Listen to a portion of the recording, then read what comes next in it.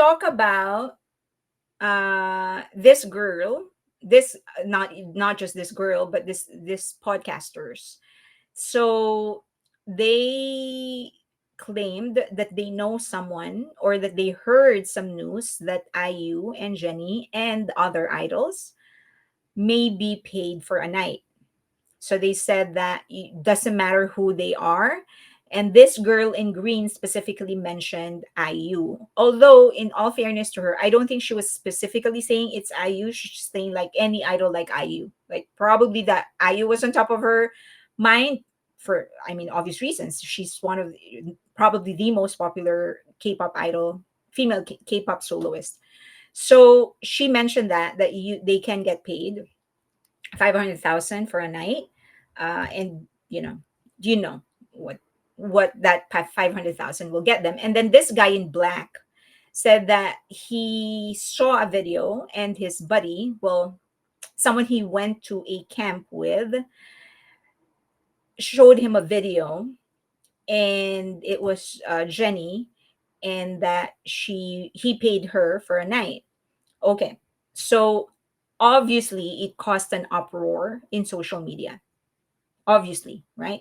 And I wasn't surprised. Okay, so just several things. He actually apologized, and this is his whole apology. So this is actually the second message or second post that he made. Initially he was like, oh, chill, I didn't mean any malice, I'm going to support Jenny. And then later on he posted this apology and said that most of you have never watched. Basically what he's saying in this apology is that, number one, this content wasn't supposed to go public, because this is an additional content meant for their premium subscribers, right? So maybe, for example, if you have, like me, I have a Patreon and I have subscribers who are actually paying. So as an add-on, a bonus to those that are paying me extra, I will release additional content. So this part of the podcast was meant for those who are paying extra to them. That's one. Second, so it wasn't meant to go out. Second is that it was, because it was clipped, it was taken out of context. That if you actually hear the entire conversation, this is what he's saying. Okay, this is the summary of his statement. If you listen to the whole podcast, what they're actually saying is that it's disgusting that these things are happening, or these things are being talked about. That it didn't sound like that with the clip that was released, but he's saying that's the conversation. And so he's asking that people actually go and listen to that conversation, to that podcast. Now, just want to make something clear. Prostitution is illegal in Korea, of any form. And it doesn't matter whether it happened here in the US, Zimbabwe, Turkey, Africa, or in Korea, it's illegal. So if this happened, they were paid, and in exchange of sex, by definition, by legal definition, it is prostitution. So I don't condone, and I definitely do not approve of anybody violating the law of their country. Just wanted to make it clear.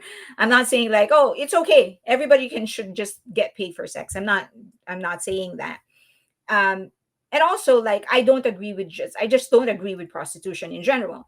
But just to make it clear, it is not my place to judge those who actually do it. So if I know of a sex worker, I am not going to judge them. I'm not going to say they're bad people or they're whatever, because it's not my place to judge. I am here to love, and I often fail in that job, and of course to forgive. Judgment is not mine to give. So if someone is doing it, they have reasons to do it. I cannot, I won't be judging them. It is not my place. Just wanted to make it clear. However, I also am not endorsing people to violate the law of their country. And in Korea, prostitution is illegal. Okay. However, I also don't agree with all of South Korea's law. Just as I don't agree with the law, with every law of the US, or every law of my home country, the Philippines, or every law of whatever country. So there's a lot of laws I don't agree with. And because luckily I live in a free country, the United States of America, I can say that because I have the freedom of expression. I can say I do not agree with this law.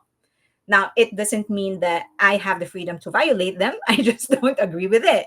Okay, so in this specific law, I don't agree, right? Okay, but I'm not saying that people should violate it. I'm just saying I don't agree. And I have the right to say that because it's a free country. Okay, I hope those things are clear. Now, if it is true, if what they're saying in this podcast is true, my only concern is that they let's just hope that that they are doing it willingly, right? That they are doing this because they want to, not because they are being forced to. Because if they are being forced to, then heads have to roll. People have to be jailed. Cases need to be filed. Okay, so I hope that they're not being forced to do this at the very least. So just want to make it clear, just, and even if they're not being forced to do it doesn't mean that I agree with it. Okay, now next question: can these podcasters get away with what they said? Sylvia is so confused. Sylvia, in that podcast, the podcaster said that idols, specifically women, idols can be paid money in exchange of sex, is what they're saying. Okay. Now, can they get away with it? Can they get away with it? I'll deal with your questions in a bit. Can they get away with it? So a statement is defamatory because this is defamation. A statement is defamatory if, number one, it is not true. So if it is false, then it is defamatory. If it is harmful, if it is published, so harmful meaning it caused damage to the person. It's not always, if you've seen that interview I did with a lawyer, he very, very succinctly explained what may be harmful and what is a damage. It's not always money. So it can be reputation, but there has to be ways on how you can prove that there is damage. So next is that it has to be published. So if it is between two people, that's not published. But if it was published to the public, then yes. It also has to be made without proper verification, meaning before making that statement, you didn't do any kind of fact checking, you didn't do any kind of research, then that is defamatory. Okay. With actual malice, if it is public figure, meaning you knew that it was a false statement and you were reckless about it, whether it was true or not. Now, do remember, especially in the US and even in Korea, when the person being defamed is a public figure, the law is more tolerant, meaning it gives the person who defamed the artist or the celebrity a bit more leeway because the person is a celebrity, right? So if you are a public figure, a podcaster, an artist, an actor, any kind of public figure, and someone said, this person is so whatever, ugly, let's just say, this person is so ugly, the law is going to say, you just expect that kind of comments. You're a public figure. So there's a bit more leeway in the favor of the person who's doing the defamation. Okay, so the ceiling to prove, if I'm suing, for example, if I'm a celebrity, if I'm suing somebody who defamed me, the ceiling to prove that they are doing something defamatory is higher. There's more for me to prove. So remember, for them to be convicted of defamation, all of this have to be fulfilled. It has to be false, it has to be harmful, and for it to be harmful, there has to be proof. It has to be published. It should have been made without proper verification and with actual malice. Without any of that, if only 4 out of the 5 are present, then it would not be defamatory. Okay. So the question now, these people need to ask themselves, okay, are this was it true? Was it harmful? They definitely published it. Did they make any kind of checking before that? And was it malicious? So now the usual defense that the journalists actually put forward in cases like this is that they are just reporting the news. So for example, if I learned that the president of Zimbabwe was having an affair with the president of Turkey, right? I have proof. not necessarily proof, but just whatever. Someone told me that they're having an affair, and I reported that. Hey, I learned that they're having an affair. Uh, that I can say that I'm just reporting the news because I heard it. Okay, they have to, for it to be defamatory, because that can be used as an excuse. But even if they're just reporting the news, if one, they keep on repeating a false and harmful accusation without proper context and proper fact checking, if they don't clearly attribute that information to a credible source, and if the rumor is being presented as a fact, then yes, that is still defamatory. You cannot use the just reporting the news excuse. In some cases, you can use that as an excuse, but if you keep on reporting the false and harmful accusation without proper context or fact checking, if you don't clearly attribute the information to a credible source, and if the rumor is presented as a fact, it will still be defamatory. Is that clear? Okay. Business. Okay. Now, in South Korea actually offers limited protection for journalists under its Press Arbitration Act and related media laws. In the US, I have the right to protect my source. Now, that protection goes in different levels in different states. But generally, I can say I can refuse to reveal my source because the law actually allows me to protect my source. There are very few instances it has happened when the court compels the journalist to reveal the source, but that's rare, very very rare, and many journalists would rather go to jail than reveal their source because it's going to destroy their reputation as a journalist. However, in South Korea, the law is not as strict as it is in the US.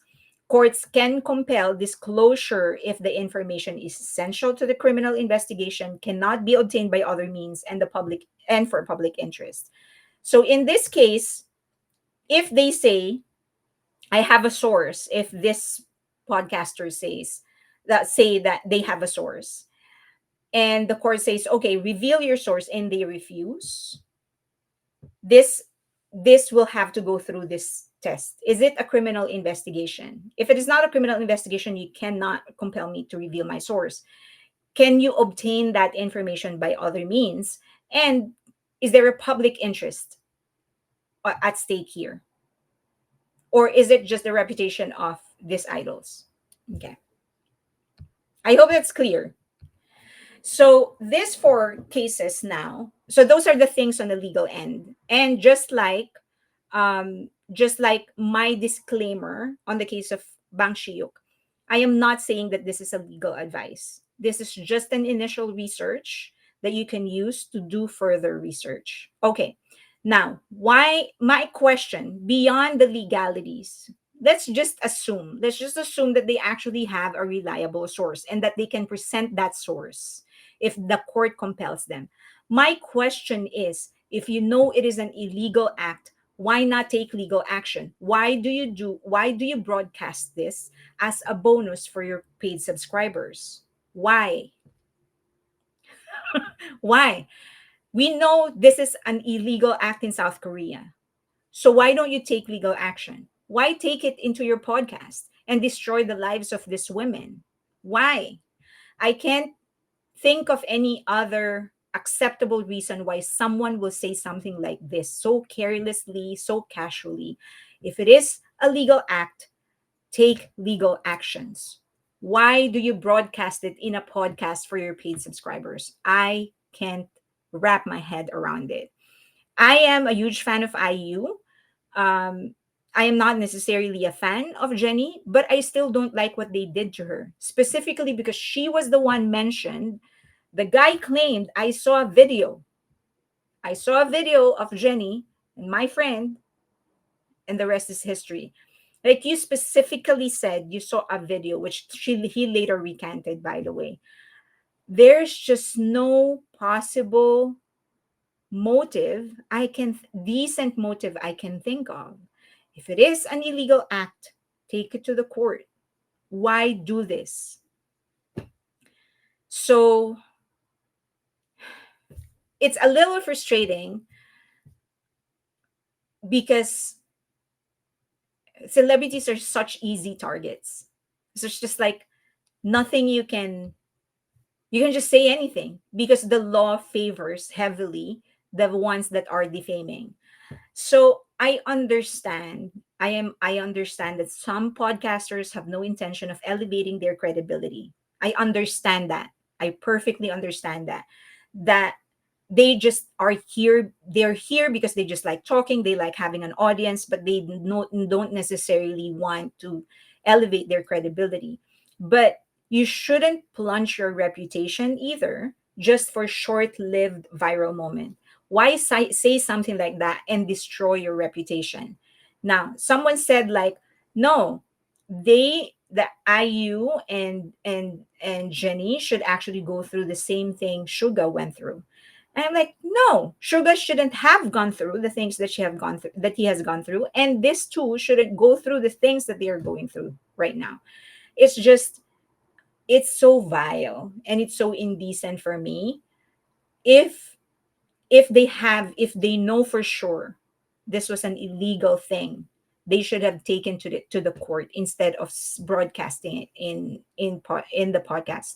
Now, that being said, he did apologize, as I've mentioned in the beginning of this presentation. So I will post the apology again. He apologized and he was like, initially, he was dismissive. And then I guess he realized that, well, whatever it is that he realized, he apologized. Now, the question though is, people, to me, people always deserve grace. People always deserve to receive grace more than we have to give it, right? So who am I to not accept that apology? Especially because I wasn't the one who was defamed, right? So it is not for me to judge him or and her and the whole group because I wasn't the one who was defamed. But then also, he apologized.